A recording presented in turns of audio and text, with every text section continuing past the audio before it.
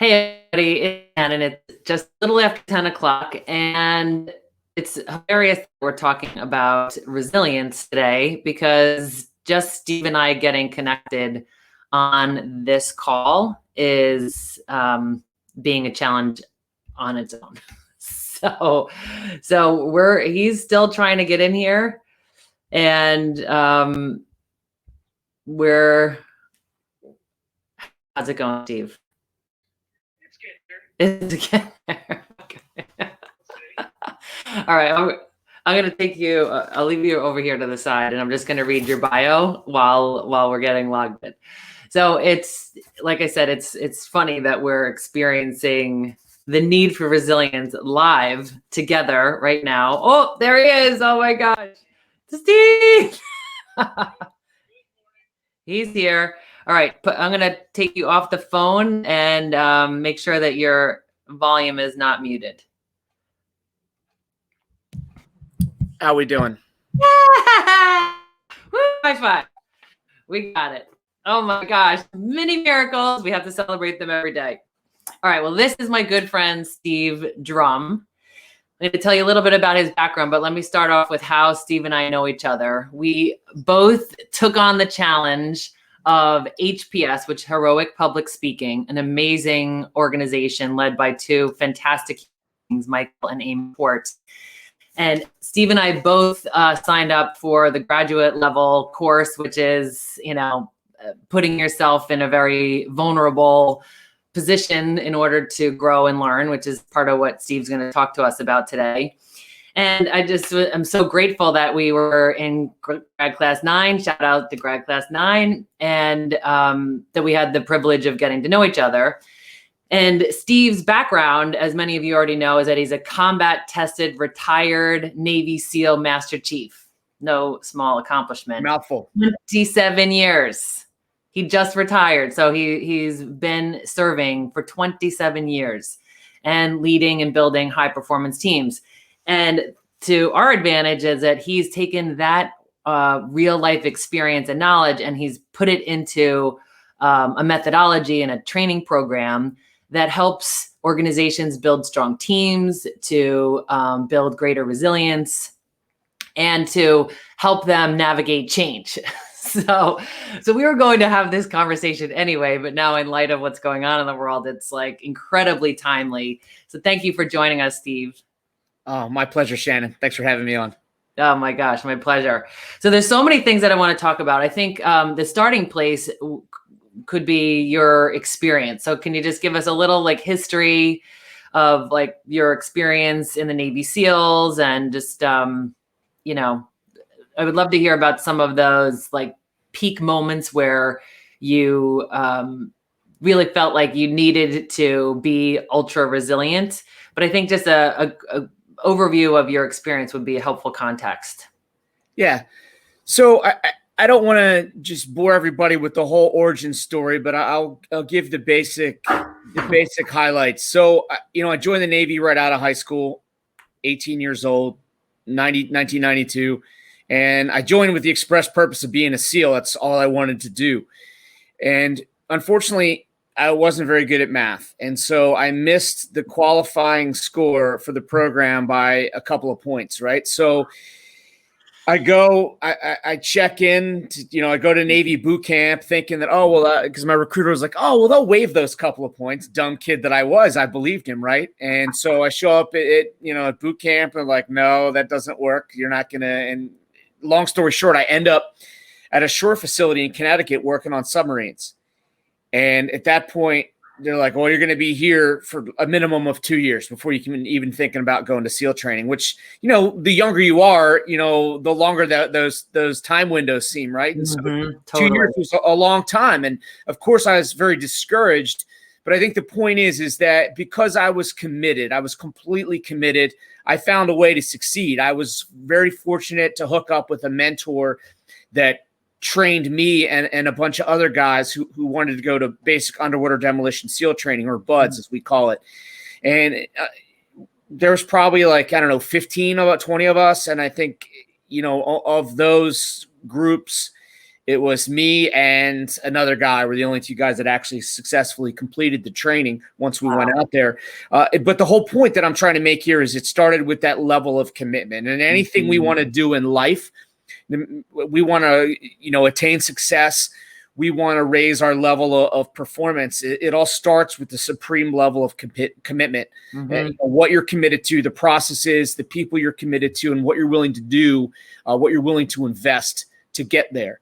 And so, I made it through. Unfortunately, I made it through SEAL training the first time, graduated in 1996. Wow. And, spent pretty much my whole career on the East Coast SEAL teams, deployed to a bunch of different places. Before 9/11, we deployed to Europe, we deployed to the Gulf and some other places.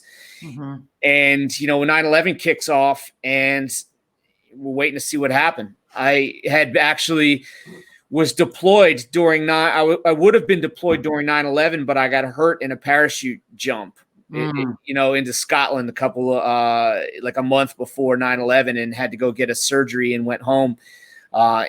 But, the guys overseas weren't really doing anything at that point yet because they hadn't really figured out what our role was going to be. And then so eventually, it's Iraq, it's Afghanistan, it's some other places. And, just doing what we trained to do, what we wanted to do. And throughout my combat deployments, I was very, very lucky for a couple of reasons. One is that, all the time I've faced a bunch of injuries, but most of them were pretty much in training. I sustained some stuff from blast injuries overseas, but most of my injuries were actually from training. But I was very lucky because I never had one of my friends killed in front of me. And I think, so my combat, they say experiences may vary, right? My combat experiences were not like a lot of other people that I know that lost good friends right in front of them. So I was very fortunate and just very lucky to have not been more seriously injured or killed.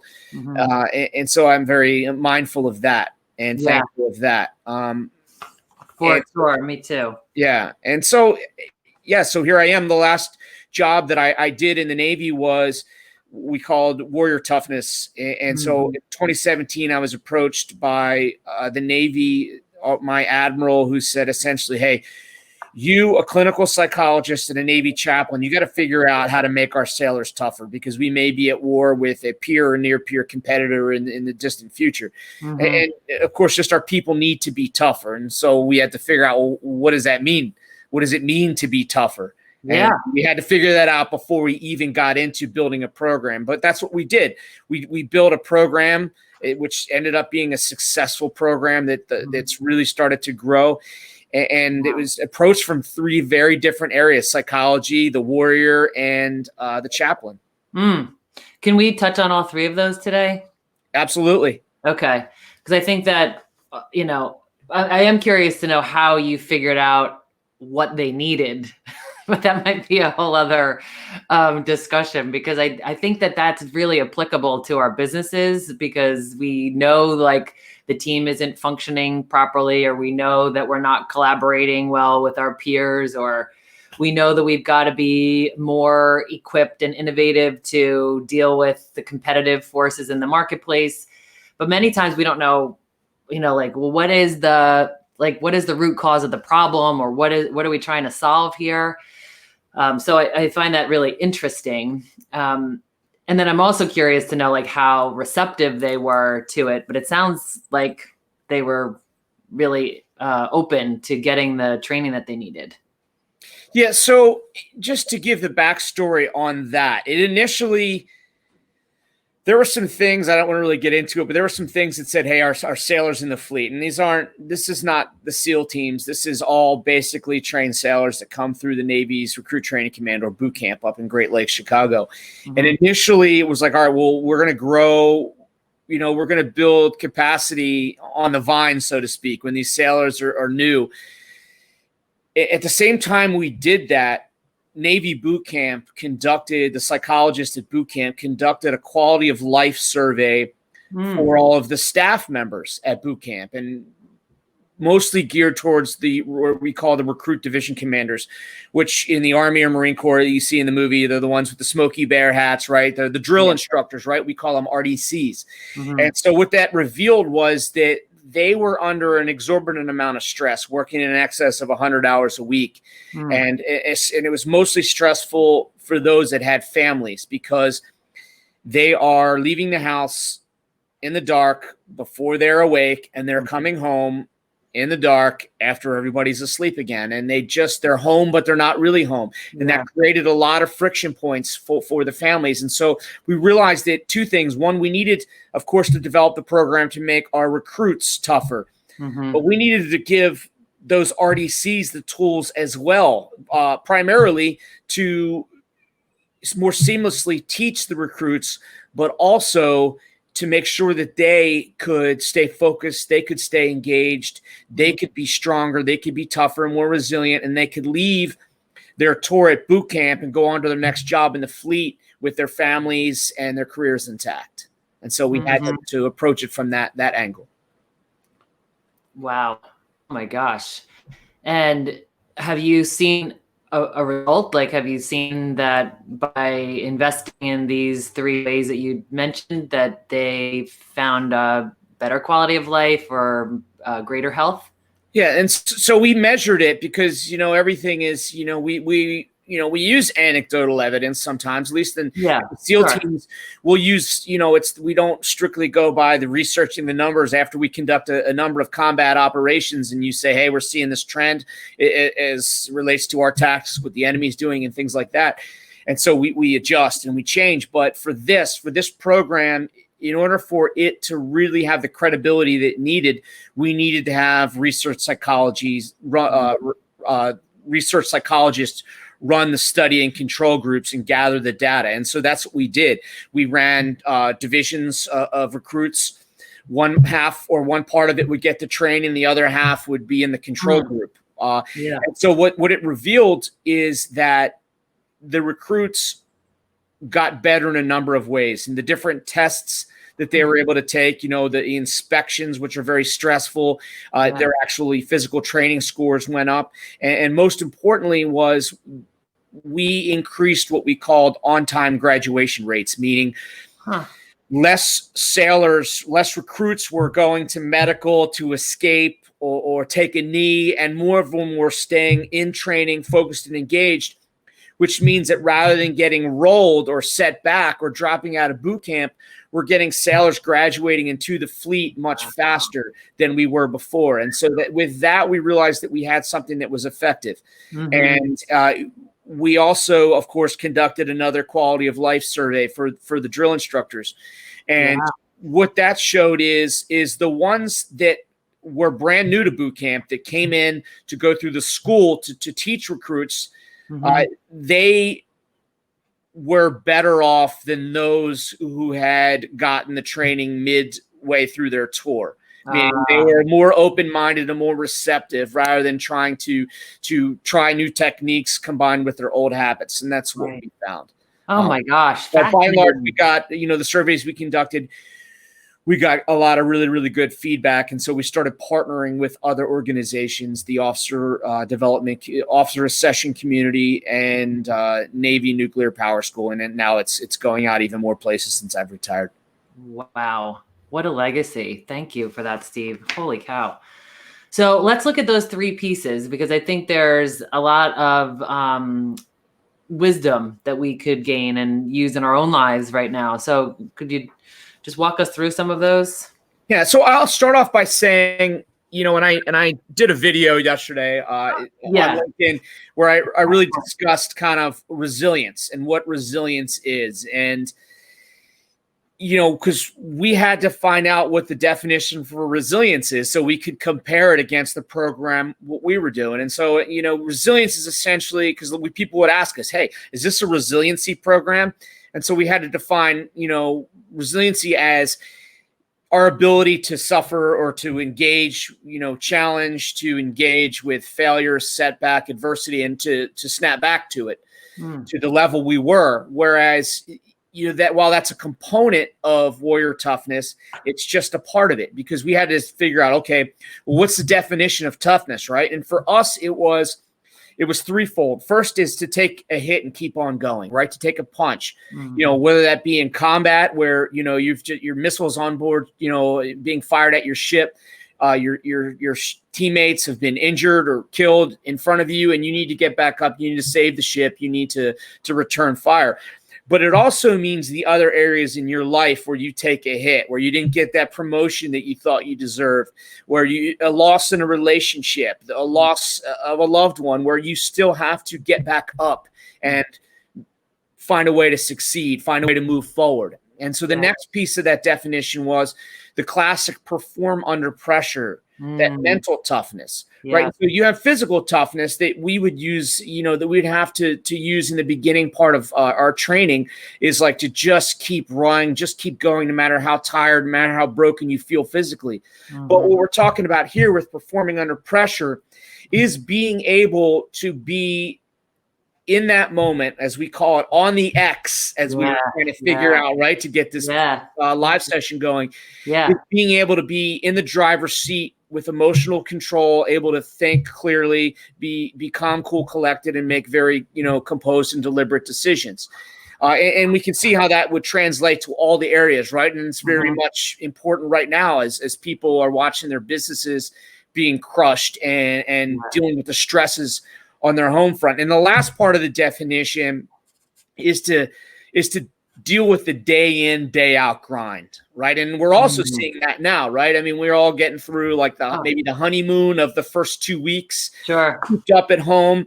But now as this starts to go on, the nerves will become frayed. People will start to maybe be, a little bit more short-tempered, and will start to really feel maybe more despair because they don't know when or there's going to be an end to this. And so we need to make sure that we are still focused and engaged despite all of those internal, external influences. We still are focused and engaged and have our eye on exactly what our objective is and how we're going to get there. And so we get after this with that three-legged stool. The SEAL, which is the warrior, which is different with organizations. It's not always going to be a SEAL, but the warrior, the chaplain, and the psychologist. And so we take a mind, body, soul approach. So with the mind piece that the psychologist brings, it's specific interventions in terms of using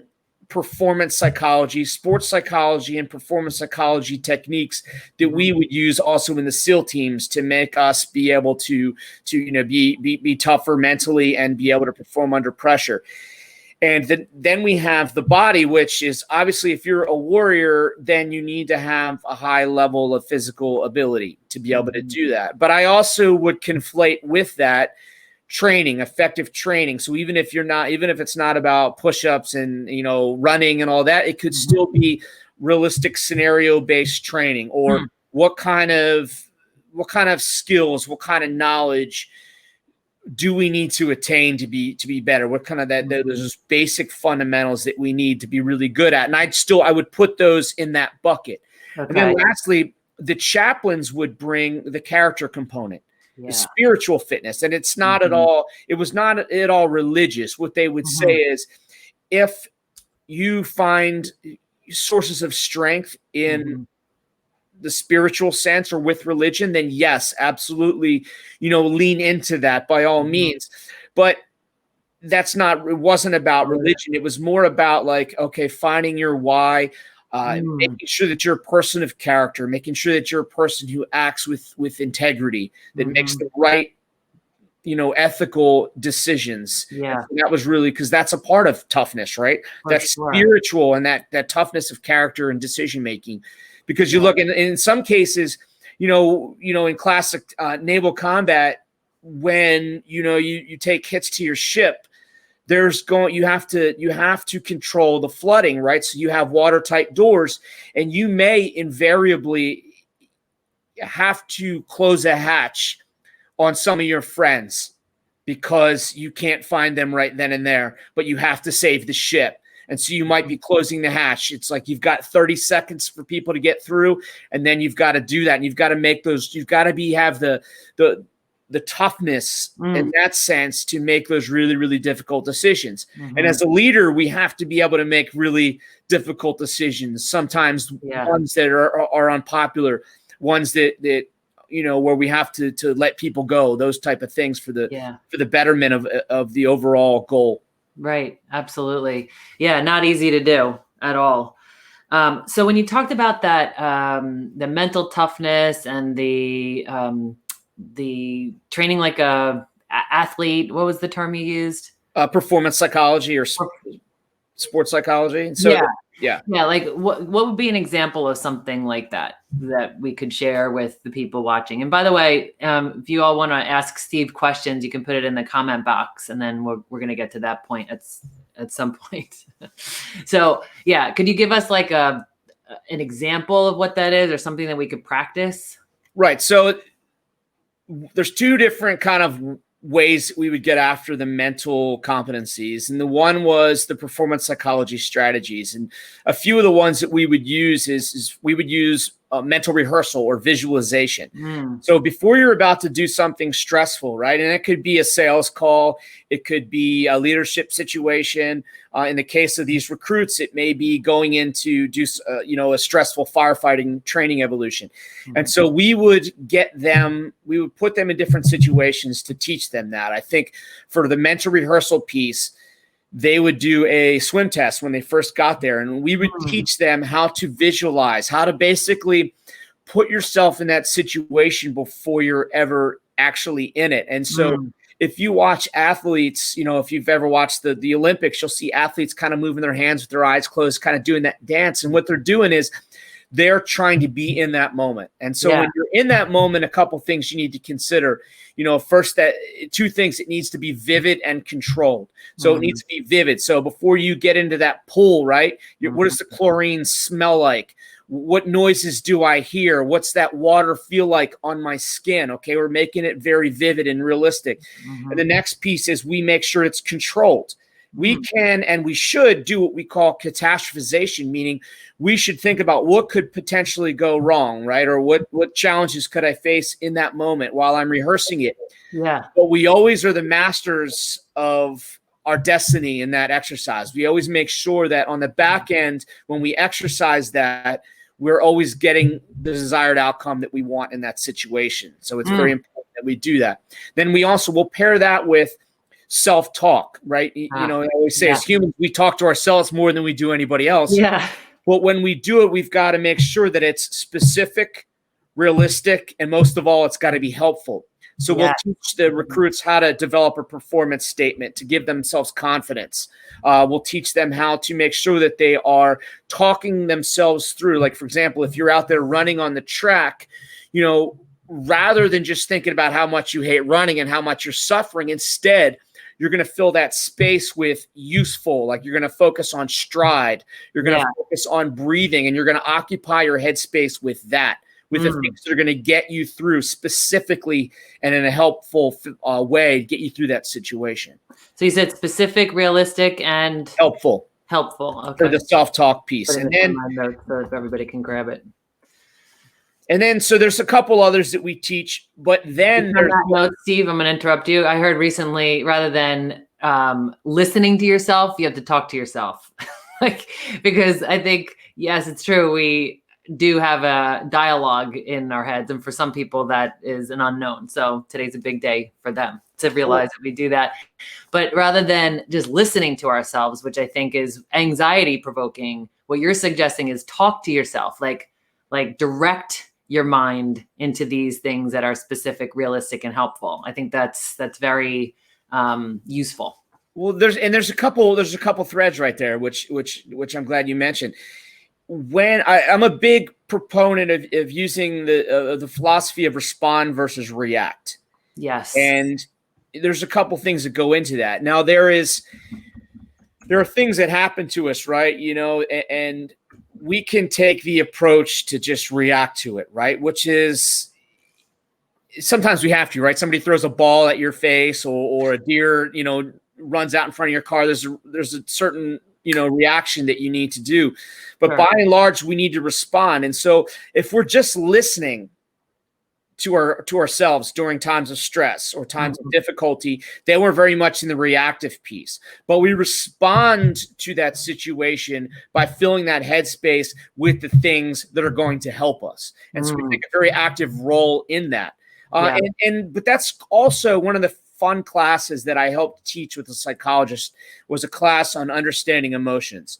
Yeah. And so it's really understanding you have to listen to your emotions, but you have to manage them, right? Because there's no such thing as good and bad emotions. Emotions are simply a way of giving information. So if you get scared, if you're afraid of something right now, that grizzly bear that's about to eat you, it means that it's information to say, hey, I've got to take a specific action.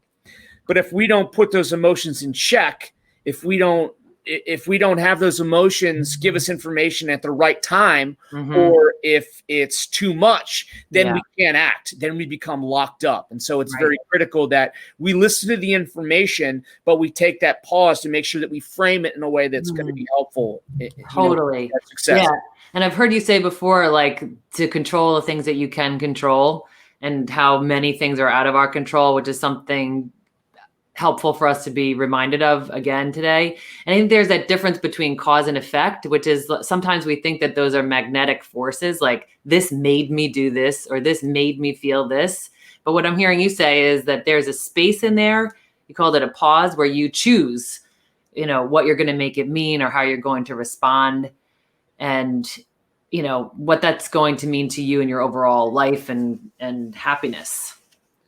Right. And I think, it's the point that I was trying to make, when I talk about resilience, when we want to, like, as an organization, right, if we want our teams and our leaders to be more effective, we really need to consider the full picture. And I think that's one of the things that the military does really well, is we approach everything from a framework or a process. If I'm going out there to conduct a combat operation, I consider all of it, everything that goes into place, right? I look at it when I do something, it's from a holistic and comprehensive view of something. So that was my issue. If we just worry about looking at resilience, then that's only part of the problem. Resilience means that we can go back to where we were, right? If we face adversity, but we're not damaged by it.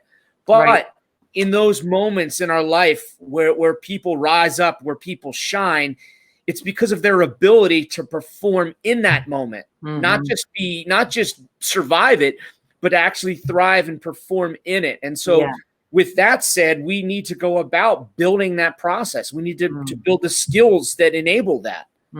How can we do that now? Like, how are you doing it? You're a small business owner. You're personally affected by what's going on with this situation. I mean, how could we design a process so that we can think about the variables? We can even think about the worst case scenario. We can see ourselves as the warrior. Like, what are some things that you're doing right now that are examples of this very thing? Well, there's so many people right now that are in so many different situations, all affected. There are people that are obviously directly affected by the virus itself. There are the people that are fighting this war on the front lines, our doctors, our medical providers, our nurses, law enforcement. And there are those of us that lost our business, right? That had a retail business that's just been crushed, and we don't know if it's going to survive. But then there's others like us, like me. I'm not directly affected. I have friends that are doctors. I live north of Chicago, which is, I guess, going to be another epicenter of this. And so I know people that are doing it, but and of course my business has been affected, right? I love going out there and I love speaking. And so I'm not able to do that right now. But when we look at what we do, our intentionality of why we do things, we've got to think bigger than just what the minutia is. So if I sit back and I really reflect and I say, why do I do what I do? Yeah. Why do I go out here? Why do I get up on stage? Why do I do workshops for organizations? Fundamentally, it's because I have a message that I believe in. And so ultimately we sit back and we say, all right, if I have a customer who is struggling right now, Is now the best time? You know, I'm not going to go to a drowning man and offer to sell them a hot dog, right? Yeah. So right now, when a business is struggling, maybe I need to think about the value that I can bring. Yeah. Look beyond the transaction and say, how can I help? How can I reach out to a client and say, hey, I'm not trying to sell you anything right now, but I want to make sure that you know you can trust me. So here's something I just think may be of some value. And those are the type of things that people will remember when this whole thing clears. Yeah. And so for us, let's figure out how we can show up. Let's figure out what value can we share. And that's what I'm trying to do right now. I'm just trying to be a little bit more deliberate. And it's not about the money for me right now. It's about trying to draw my experiences and put out some content that may be helpful to other people. And that makes me feel productive, and that makes me feel like I'm moving forward. Exactly. I'm right there with you. And that's one of the reasons why I think we align so well, is that we're of service. And, you know, HPS as an example is all about serving people, saving the world one speech at a time. So that's a really helpful bit about the mental preparation and envisioning success. So right now we can envision, you know, what it will be like, say 6-9 months from now, or however long when things settle down. And we can be in preparation mode for, you know, how we want to serve and how we want to contribute. And I love that bit around like that alignment with your values and what, you know, you're here to do. Because that's very grounding. And I think that's personal. Like all of us have our own journey and our own way of making a contribution. So that's really helpful. And that was on like the mental prep, right? So how about the physical? You mentioned the, you know, taking a hit and being able to kind of be physically resilient. I think that now is a time that, you know, for all good reason, people are out of their rhythm, they're out of their routine, they're feeling lost, their schedules are, you know, blown up, meaning they don't really have structure anymore. And what I have found that means to some people is like just feeling very like out of shape and out of control and just really lost. So I'm thinking that there are some practical things that we could learn from your perspective on the physical well-being and the, you know, the body part of this whole thing. So what can you share with us about that? Well, there's a lot of ways I can go with that. Okay. I always like, you know, we all as humans, we crave that routine, you know, and to what ends we can create that routine for ourselves. And for those of us that have young kids, we're going to be really successful. I remember like and it's not a huge deal, but I remember we'd go when we deploy, right? We would oftentimes, we go to, you know, Iraq or Afghanistan, we'd ride a huge cargo plane. We usually have a refueling stop in Europe. And so we get in usually in the middle of the night somewhere and you get out of the plane, you'd be completely tired. You'd be maybe a new place you hadn't been before. And you're trying to figure out like, okay, I need to know where to put my gear. Where are we going to be sleeping? Where's the, you know, and then as that goes on, then you're like, all right, where's the gym? Where's the chow hall? Where do I put all like my operational gear? And you just like, you can't wait to just get into a rhythm. All right. So you can just have some, because there's a lot of comfort in that. Sure. So I think there's a way to manufacture that. We should be able to a degree to be able to manufacture some of that routine in our houses, right? We should be able to, whether it's making sure that you work out a specific time. I mean, be flexible as you want to, but make sure there's enough routine to at least feel comfortable. And for those, like, for example, those who have a retail business that they literally can do nothing with right now, maybe in terms of actually, you know, selling. But let's think about, all right, what are some ways that potentially we can pivot? Okay. And then let's talk about the physical piece. Yeah. I don't care what condition you're in, unless you're maybe, you know, bound to your bed, there's something you could be doing, because I think a lot of people don't really understand. They discount the mind body connection, is that you need to be physically fit if you want to have the best mental performance, if you want to have, you know, if you want to be able to have that resilience, your body needs to have a level of physical fitness, which means once you work out, once you eat right, you're going to sleep better. Once you sleep better, you're going to be able to be more composed. Yep. I know over the years, I had really hard issues, tough issues with sleep. Yeah. And that would really, really just make everything in my life much more difficult because, I'd be short-tempered with my wife, with my kids, with the people that work for me. So we've got to really consider how our physical well-being can affect us mentally. Totally. Oh my gosh. That's so good to hear, because I think that it's like you said about we crave habit. We feel disoriented when things change. I know some people were sleeping until like 10, 11, 12, and then they were like staying up late and drinking every night. And, and I get that. I think that part of that is just like dealing with your own pain, or your own sense of feeling lost. But then I think in order for us to like get back up again and say, okay, we're gonna be stronger for this, and we're gonna do what's in our control, because there's so much that we can't do anything about, but we can control what we eat, or our routine, or our exercise regimen, or how we sleep. Do you have any tips on how to sleep? Because that's something that a lot of clients are telling me they're struggling with right now. Is there anything that you found useful when you were having those challenges in your life?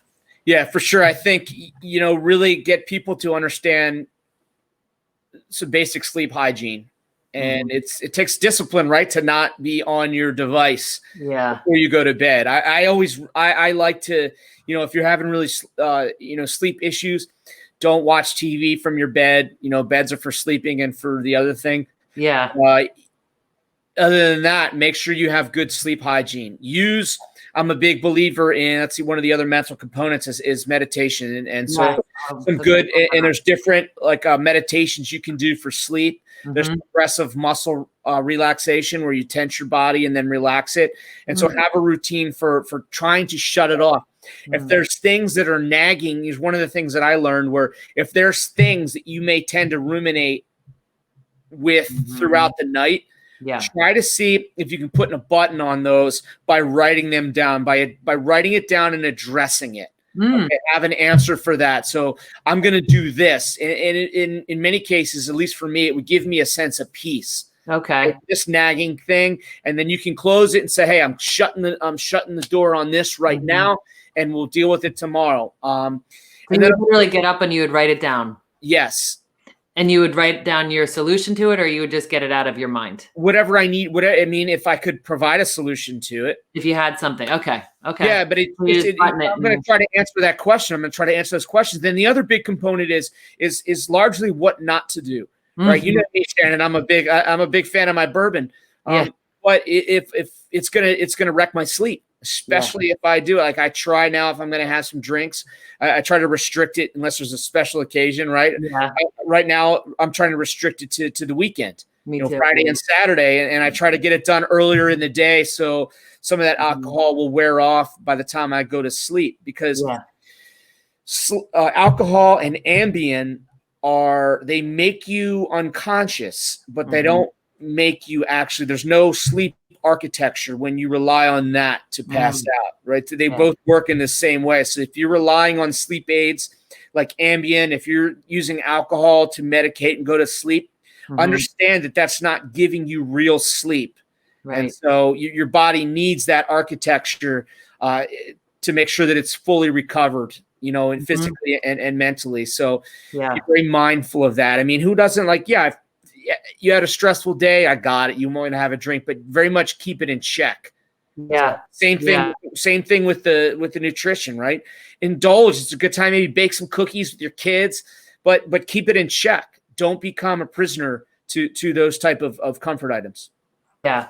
I think that's really important to remember, is like what not to do. You gave us some great advice on what to do. And meditations, do you use a meditation app, or do you have like a meditation process? Because I know you're a big fan of the benefits of meditation and mindfulness. Right. I use both. I try to do my daily mindfulness as often with Headspace is what I use. I know there's plenty. That's just because I haven't bothered to use something else, but plenty other good ones out there. I also, because of the psychologist taught us how to do like progressive, what we call PMR, progressive muscle relaxation. Sometimes I'll do that. Sometimes I'll just do breathing exercises at night. And if I'm really feel like I'm struggling, then I might actually do the sleep part of the app and use that. That's really awesome.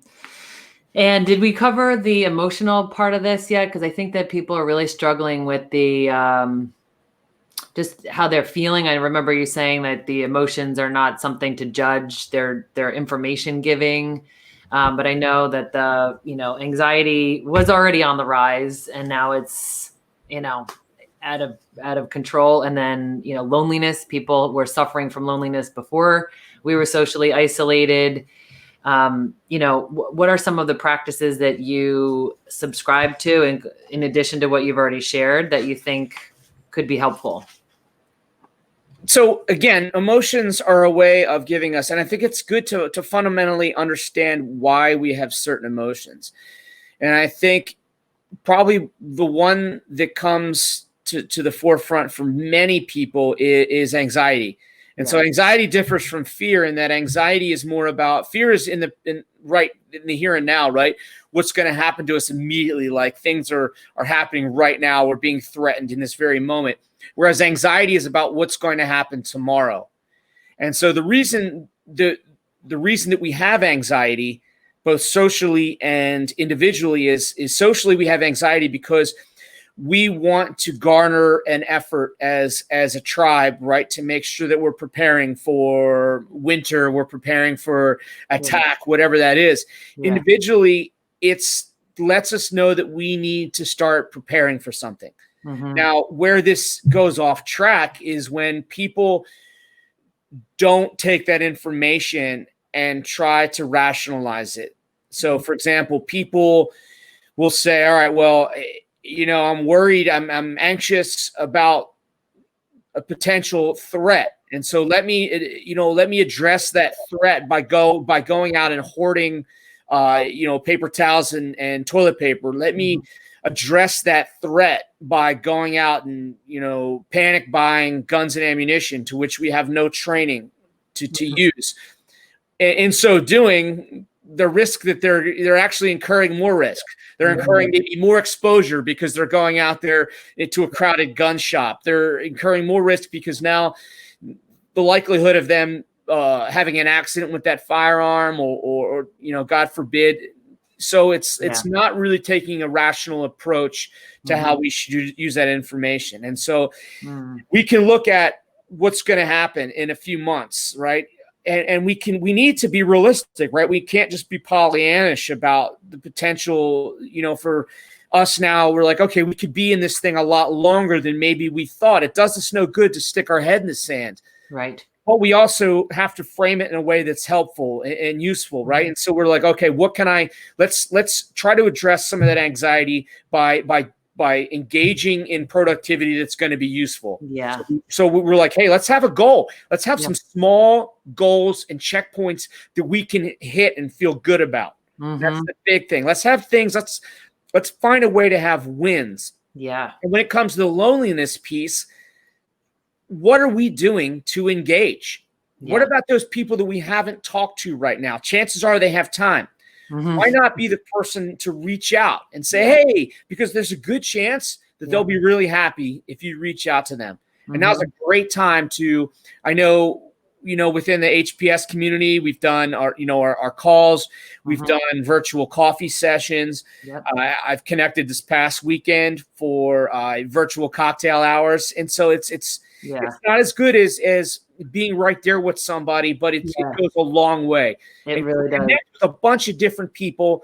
Go outside your tribe, maybe meet some new people, because people are open to that. Yeah. So do it, and you're gonna definitely feel better doing so. I think even those of us that are introverts. Yeah, exactly.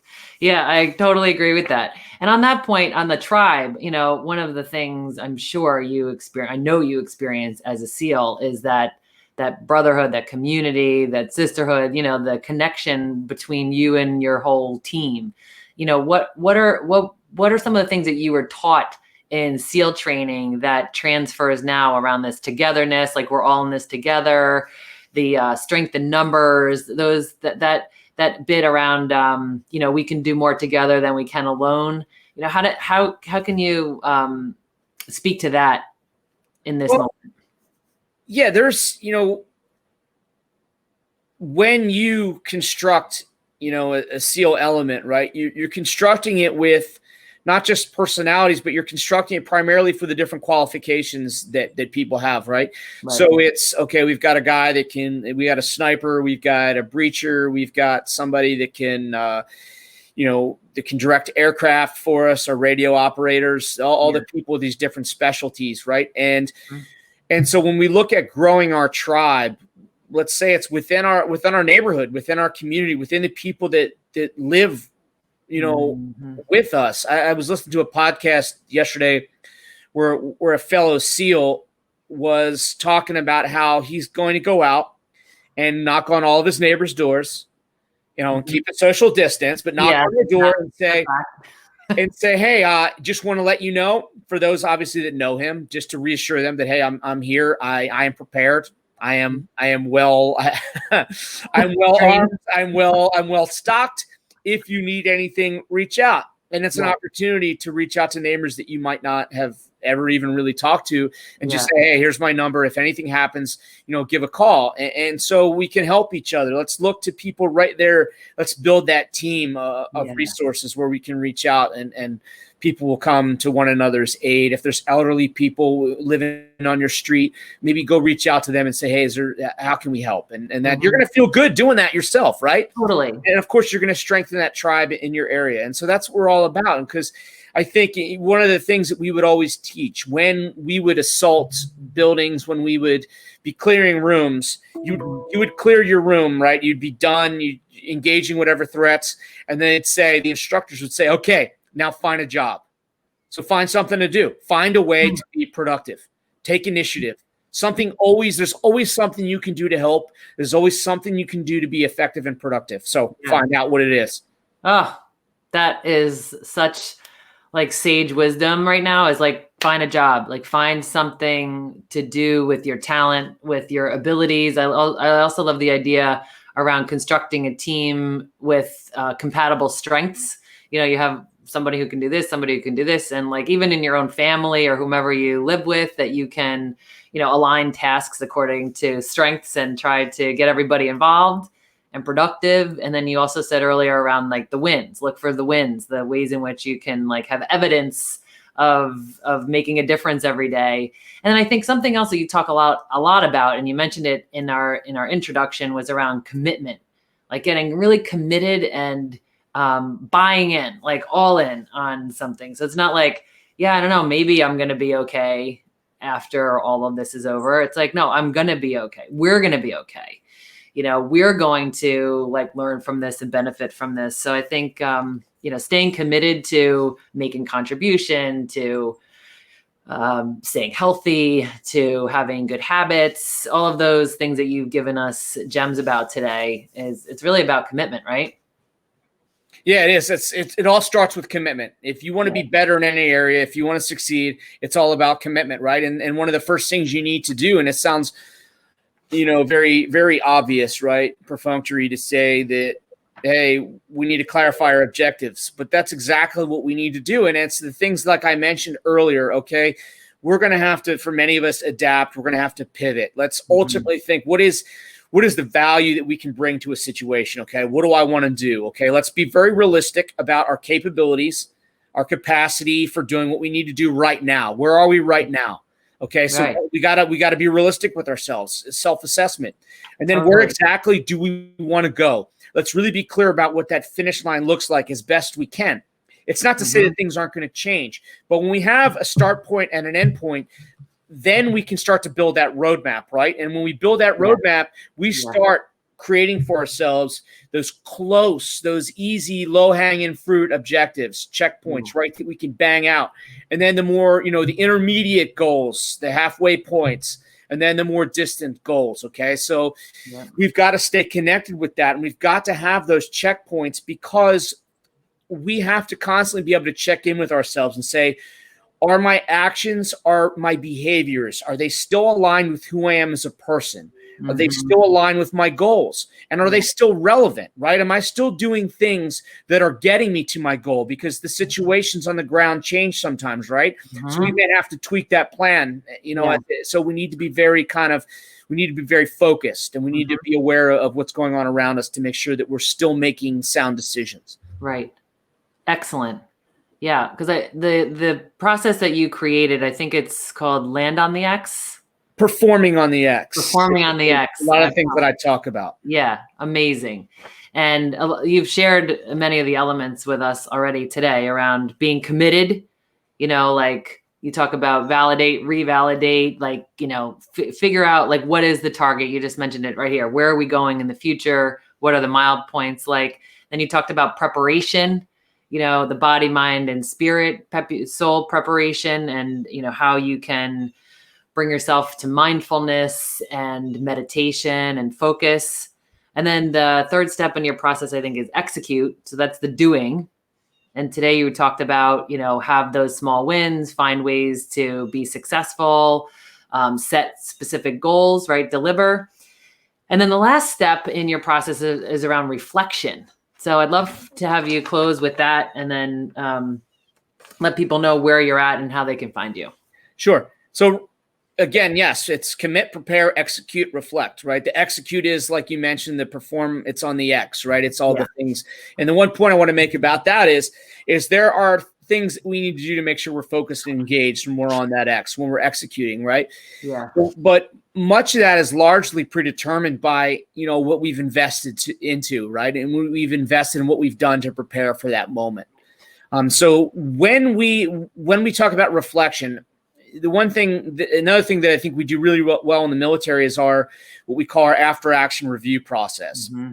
Our post-event assessments. Yeah. And so from that, and this is going to look differently depending on what the situation calls for, right? After key milestone events like combat, like large combat operations, or really any combat operation, or large training events, we're going to do a very comprehensive, we're going to document, we're going to write up all the different lessons learned, we're going to share them, we're going to disseminate them. But, we may go run through the kill house and with our team and with our hair on fire, and then we'll bring it back to debrief, right? And when we debrief is where we are reaffirming that culture of accountability, because it doesn't matter what your experience or what your rank is. Everybody is accountable for the mistakes they make, and everybody's going to hear about it. So as a leader, you better have your stuff together. Yeah. So when we reflect, we want to avoid certain traps. When we reflect, it's all about self-assessment. Now, there's reflection in the broader sense, which is just us like checking in with ourselves and figuring out where we are in the world. But let's also be very deliberate in processing our experience. So when things don't go our way, let's not allow ourselves to be mired down with negativity. And if those of us, when we're getting feedback from others, let's make sure that we're just focused on the content of that feedback and not the person giving it. Let's try to remove the emotional baggage from our experience, both good and bad, because when we succeed, sometimes we can take our foot off the gas. Yeah. Sometimes we become a little bit disengaged, and that's just not going to be good enough. What success we find today does not equate to victory tomorrow if we don't continue to adapt and change and further develop.